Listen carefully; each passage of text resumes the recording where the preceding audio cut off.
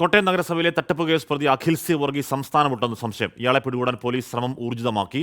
പ്രതി ഒളിവിൽ പോയത് തട്ടിപ്പ് നടത്തിയ പണവുമായിട്ടാണ് എന്നാണ് പോലീസിന്റെ സംശയം.